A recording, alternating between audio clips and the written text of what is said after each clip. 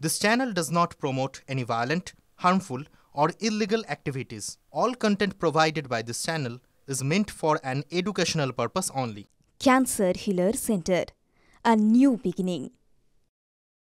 মালদার খবর দিয়ে শুরু করব। মালদাতে ফের শুট আউটের ঘটনা ঘটলো। তৃণমূল বিধায়ক সাবিত্রী মিত্র তার বাড়ির কাছে, একেবারে সাবিত্রী মিত্রের বাড়ির কাছে গুলিবিদ্ধ হলো একজন যুবক।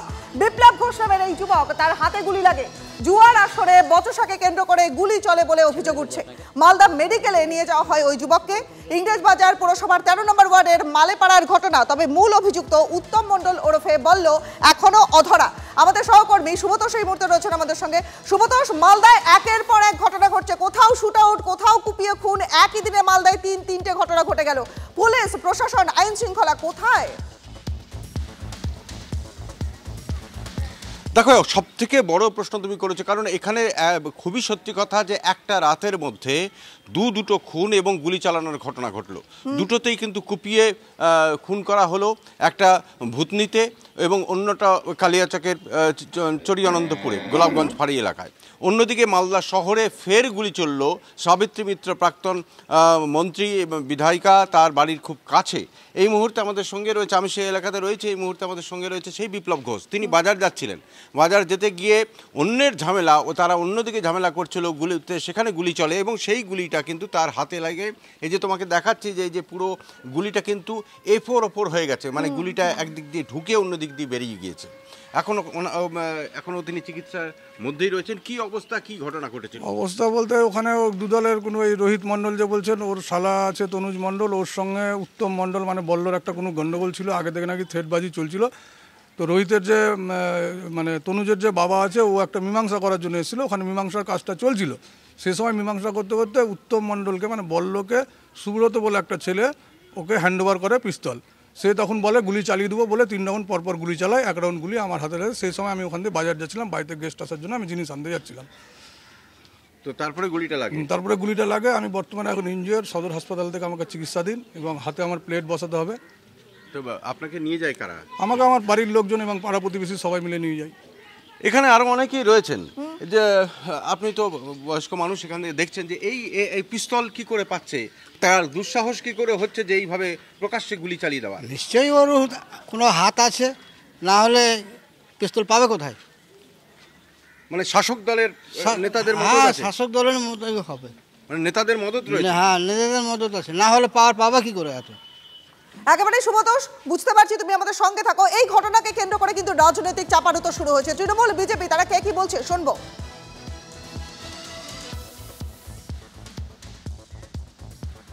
এখানকার যে গন্ডগোলটা হয়েছে আমরা শুনেছি, সেটা পুলিশ দেখছে, পুলিশ অনুযায়ী এটা কোনো পলিটিক্যাল গন্ডগোল না। হয়তো লোকাল যা হয় গন্ডগোল, সেটা পলিটিক্যালে হয়নি, আদার্স গ্রুপ বাজিয়ে হয়নি। এটা পুলিশ দেখছে, পুলিশ অ্যাকশন নিচ্ছে। বিজেপি অভিযোগ করছে ল অ্যান্ড অর্ডার নিয়ে, কি বলবেন? বিজেপির কাছ থেকে ল অ্যান্ড অর্ডার শিখতে হবে না। বিজেপি নিজের রাজ্যের ল অ্যান্ড অর্ডারগুলো দেখুক। আর 13 নম্বর ওয়ার্ড যেটা, ওটা তো বিজেপিরই ওয়ার্ড। বাস্তবে যারা এই ক্রাইমটা করেছে বা যারা গুলি চালিয়েছে, তারা যদি ধরা পড়ে তাহলে দেখা যাবে এদের বেশিরভাগই তৃণমূলের সমর্থক বা তৃণমূলের কর্মী, যারা বিভিন্ন ভোটে তৃণমূলের হয়ে কাজ করে। তারাই আজকে এই জায়গায় এসে অশান্তি সৃষ্টি করছে, জুয়ার আসর চালাচ্ছে। বারে বারে আমরা প্রশাসনকে জানিয়েছি, কিন্তু প্রশাসন নীরব। যেমন আপনাদের বলছিলাম যে মালদায় মৃত্যু, মালদায় একটার পর একটা ঘটনা আছে। ফের আরো একবার খুনের খবর আসছে মালদা থেকে। একজন যুবক, তাকে কুপিয়ে খুন করা হলো, আর তার ভাইকে মানে তাকে বাঁচাতে গিয়ে গুরুতরভাবে আহত হলেন, মালদা মেডিকেলে ভর্তি হলেন ওই যুবকের দাদা। কথা বলবো। সুব্রতোষ আমাদের সঙ্গেই রয়েছেন। সুব্রতোষ, দেখো মালদার খবরে যে নজর রেখেছো তুমি, সকাল থেকে আমাদের পরপর আপডেট দিয়ে যাচ্ছ। মালদায় একের পর এক এরকম ঘটনা ঘটে যাচ্ছে। মালদায় কোথাও কুপিয়ে খুন হচ্ছে, কোথাও এমন ধরনের ঘটনা ঘটছে। এই ঘটনাটা একটু বিস্তারিত জানবো। দেখো, এটা হচ্ছে চরিয়ানন্দপুর, মানে গোলাপগঞ্জ ফাঁড়ি, বর্ডার খুব কাছেই,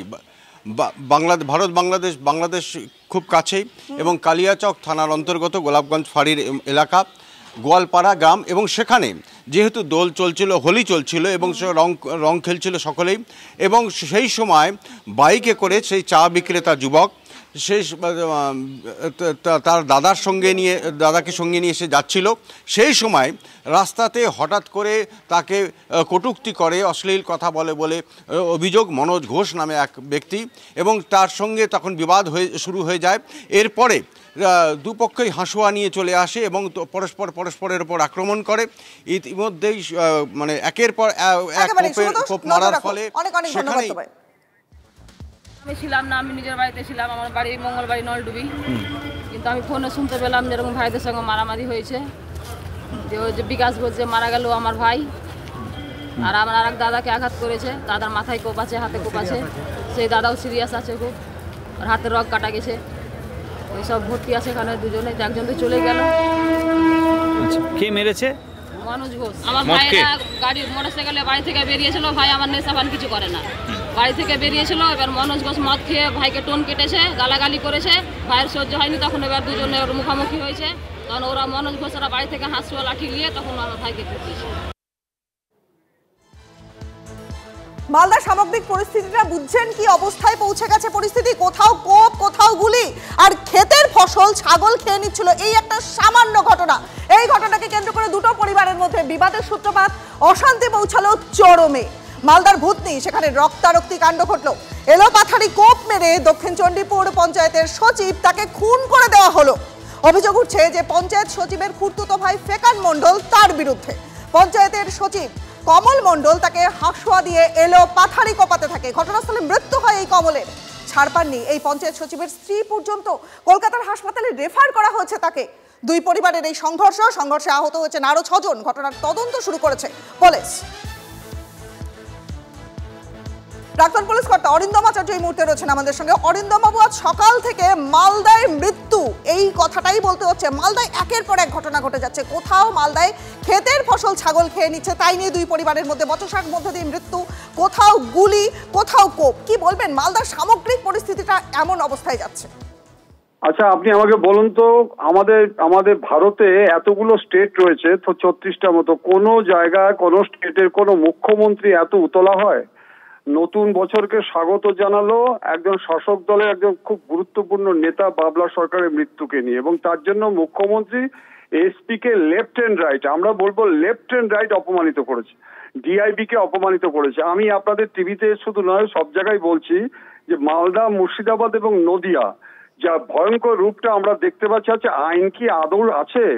কিছু হলেই বলছে ওখানে কিছু করা যাবে না, ওটা হচ্ছে কি আইন শৃঙ্খলা হচ্ছে রাজ্য সরকারের। আচ্ছা, রাজ্য সরকারের মুখ্যমন্ত্রী, রাজ্য সরকারের ডিজি, রাজ্য সরকারের পুলিশ কমিশনার থেকে শুরু করে কতবার বলা হচ্ছে, কিন্তু একসঙ্গে যারা করছে এরা আইনকে তো মানছেই না, এরা আইন বেআইনিটাকে আইনি করে নিয়েছে।